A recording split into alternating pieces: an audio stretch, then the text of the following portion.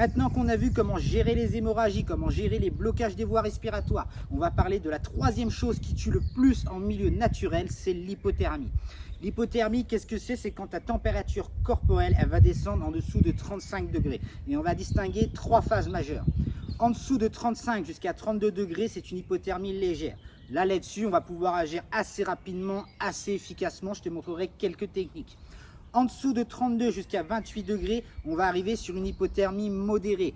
Là, ça commence à devenir sévère. Tu vois, faut vraiment qu'on agisse dans l'instant. Il va falloir prendre les bonnes décisions, mais surtout ne pas se précipiter. On verra pourquoi. Et en dessous des 28 degrés, c'est une hypothermie grave. Nous, sur le terrain, on ne pourra absolument rien faire. On ne pourra rien faire sans les équipes de secours. On ne pourra rien faire sans des équipements modernes. Ça ne servira strictement à rien de réchauffer le mec, à part le tuer. Voilà pourquoi nous, on va agir sur les hypothermies légères et on va faire en sorte qu'elles ne finissent pas justement en hypothermie modérée.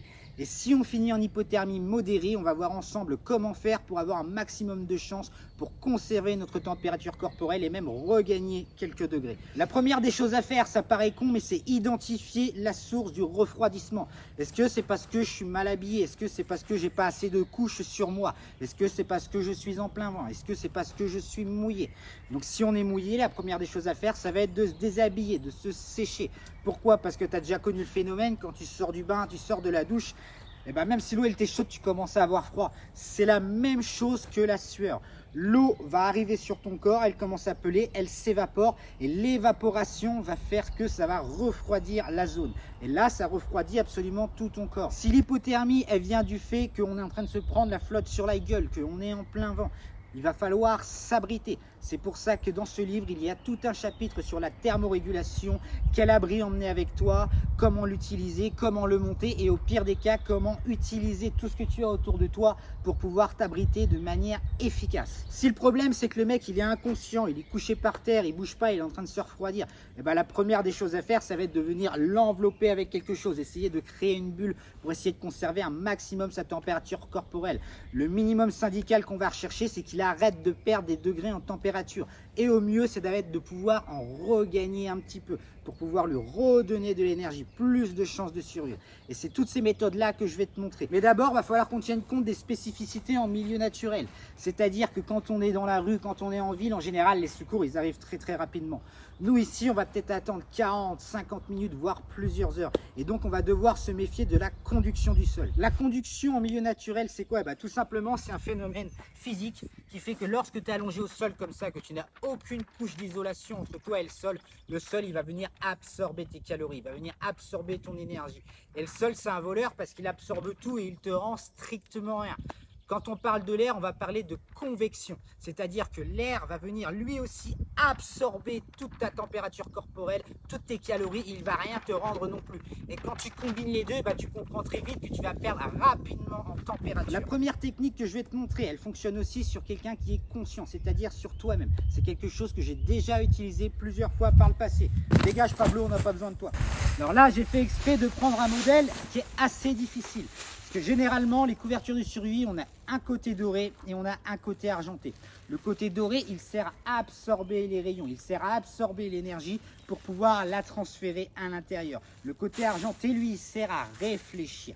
Donc quand tu es enveloppé dans le côté argenté, le côté en or absorbe l'énergie, le côté argenté te le transfère et il renvoie ta propre énergie que toi tu diffuses. C'est ça le principe d'une couverture de survie. Ici, on a la plus difficile du modèle, c'est-à-dire que tu as deux côtés argentés. Ça, c'est typique des couvertures de survie Made in China sur Amazon. Et si tu regardes bien, tu auras toujours un côté qui va être plus patiné que l'autre. Donc le côté le plus patiné, c'est le côté que tu vas mettre vers le soleil. L'autre côté, c'est celui que tu vas mettre autour de toi pour te protéger. La technique du point chaud, elle consiste en quoi? On a parlé de la conduction du sol, on va se protéger de la conduction du sol en s'asseyant sur une souche, sur un sac à dos, sur tout ce qui va pouvoir te surélever du sol. Ensuite, ce que tu vas faire, c'est que tu vas prendre une position presque fétale. On va parler des positions tout à l'heure. Tu vas te recroqueviller comme ça pour conserver un maximum de température près de ton torse, près de tes points vitaux. Tu vas t'envelopper littéralement dans la couverture de survie et surtout, tu vas y inclure la tête. Rien que ça permet de gagner plusieurs degrés, de conserver ta température corporelle. Mais nous, on va y ajouter encore une astuce. Dans mon kit, tu vois, moi j'emporte une bougie chauffe-plat. Ça, c'est encore une fois une technique que j'ai déjà utilisée. Le principe est simple. Tu vas mettre la bougie entre tes pieds, de préférence sur quelque chose qui n'est pas inflammable, et surtout tu vas faire très attention à la flamme parce que ce genre de couverture de survie, en fait, c'est du plastoc, c'est du pétrole et ça brûle très rapidement et ça cause des brûlures très sévères. Donc tu vas faire la même chose, tu te remets dans la même position, tu remets ta couverture de survie sur ta tête autour de toi, tu fais très attention à la flamme. Et la flamme, lorsqu'elle va brûler, elle va dégager de l'énergie, elle va dégager de la chaleur. Et tout ça, ça va être emprisonné à travers ton petit abri improvisé. Mieux que ça va être reflété vers toi. Mais si tu crois qu'on en a fini avec la technique, tu fais erreur. Je vais te montrer comment moi, j'ai survécu justement en Norvège en prenant un blizzard en pleine face. Donc, tu es dans ta couverture de survie, tu es bien emmitouflé. De préférence, si tu es dehors, tu remets un poncho par-dessus toi ou ton tarp pour t'isoler encore plus du vent, t'isoler de la pluie, t'isoler de la neige. Et tu vas venir utiliser ce genre de poche. D'ailleurs, c'est cette poche-là que j'ai utilisée. Tu vois, je la garde en souvenir. Tu as juste à venir cliquer là-dessus et ça va diffuser de la chaleur. Et ça, tu la mets dans tes vêtements contre ton torse. Et pendant plusieurs heures, ça va diffuser de la chaleur. Alors non seulement tu as ta bougie, tu as ta couverture de survie, mais tu as ton patch qui vient diffuser de la chaleur. Mais c'est pas fini. On va aussi utiliser ce genre de petits patchs. Ce sont des patchs chauffants, tous les motards connaissent par exemple. Ça sert à se réchauffer les doigts, à se réchauffer le corps quand tu roules à moto. Il y en a d'autres qui l'utilisent pour les douleurs par exemple, les douleurs au dos, les courbatures. Et ça, on va venir les placer à des points de réchauffement spécifiques. C'est-à-dire à des points où tu as des artères qui sont les plus proches de la peau, qui vont absorber un maximum de chaleur et diffuser la chaleur dans ton organisme plus rapidement. Ces points-là, tu les trouves en général sur les articulations, donc à l'intérieur des coudes, sous les genoux, sous les aisselles et aussi le cou. Donc s'il faut, tu te mets 50 patchs sur la tronche parce que tu as anticipé, tu as ce qu'il faut dans ta trousse.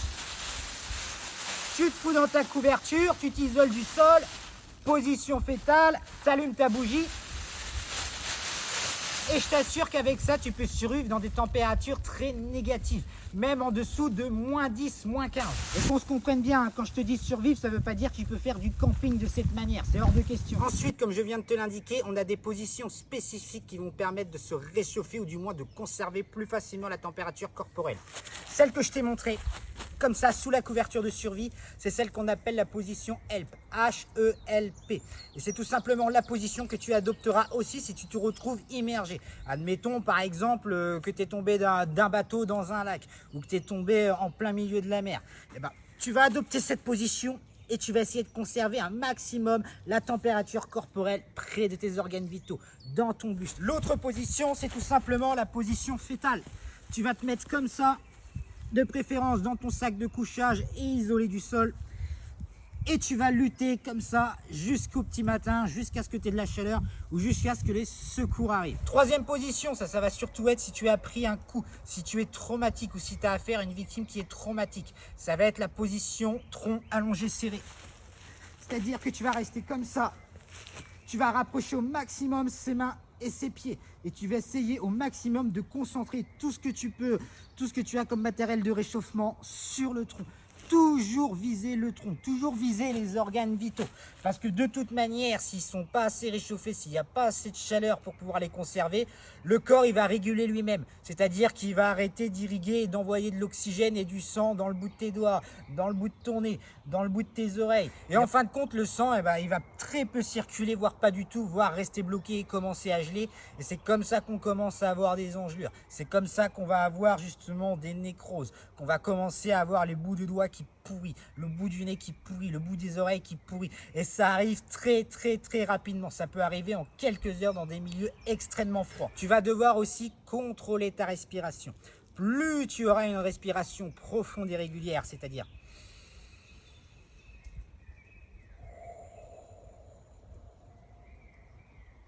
plus tu vas stabiliser ta tension, plus tu vas stabiliser ton pouls, plus tu vas stabiliser justement ta fréquence respiratoire. C'est quasiment comme entrer en méditation. C'est d'ailleurs comme ça que font certains moines que tu peux rencontrer en Asie. Je te jure, les mecs, ils ont le cul assis dans la neige comme ça, puis ils méditent.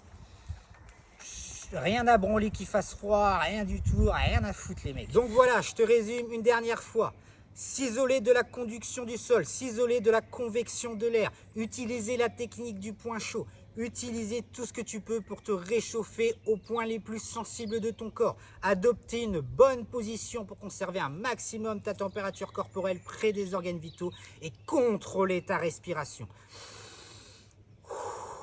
Et il y a une dernière position pour se réchauffer quand on est avec d'autres camarades, qu'on a d'autres personnes avec nous. C'est la position Hutting. Putain, j'arrive jamais à le dire. En fin de compte, on fait comme les manchots. Tout le monde va se coller les uns contre les autres. Et de préférence, ça a l'air peut-être con comme ça, tu as peut-être l'esprit pervers derrière l'écran, mais quand c'est une situation de survie, tu n'as pas le choix. Tout le monde se déshabille, tout le monde se met à l'abri et tout le monde se colle peau contre peau.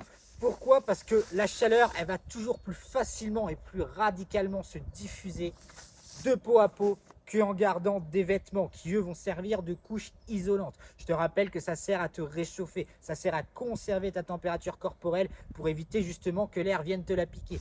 Et donc forcément, ça crée une barrière entre toi et l'autre. Alors que si c'est de peau à peau, le transfert, il va se faire naturellement, normalement. Et ça fonctionne extrêmement bien. Ensuite, on passe à l'hyperthermie. Donc l'hyperthermie, en fait, ça va être quasiment la même chose. L'hyperthermie, c'est quand ta température corporelle, elle dépasse les 39,5 degrés. Donc soit c'est parce que tu as de la fièvre et il va falloir traiter ça, soit c'est parce que justement, tu es resté trop au soleil. Tu as fait trop d'efforts, ça a été trop intense. Tu es déshydraté. Et pour ça, déjà, il va falloir commencer à te réhydrater correctement, donc boire de l'eau, absolument. Et ensuite, il va falloir te protéger du soleil, il va falloir te protéger de la chaleur. Donc là encore, il va falloir constituer un abri. Tu peux utiliser, par exemple, ce type de poche. Moi, je les garde pour les traumas, justement, pour, par exemple, une fracture, une entorse, pour pouvoir geler, calmer la douleur, avancer. Tu vas pouvoir te rafraîchir, faire descendre un peu la température corporelle. Et là, pareil, on va viser les zones sensibles, les zones où ça va circuler plus rapidement, où ça va absorber plus rapidement. Ensuite, on a une autre technique qui est complètement contre-intuitive. Celle-ci, moi, je l'ai découvert justement en voyageant dans les pays désertiques, en voyageant dans les pays arabes, en voyageant dans le désert. Ce que font ces mecs, c'est que pour se refroidir toute la journée, surtout quand il fait chaud, ils consomment des boissons chaudes, ils consomment beaucoup de thé. Alors tu peux faire exactement la même chose sur le terrain, emporter du thé, des soupes, ou tu peux tout simplement faire chauffer ton eau, la faire bouillir. Et tu vas consommer cette eau. Alors je sais ce que tu es en train de te dire, il me prend pour un con, moi ce que je veux c'est baisser ma température corporelle, me refroidir, et lui il me dit de boire un thé à 50 degrés.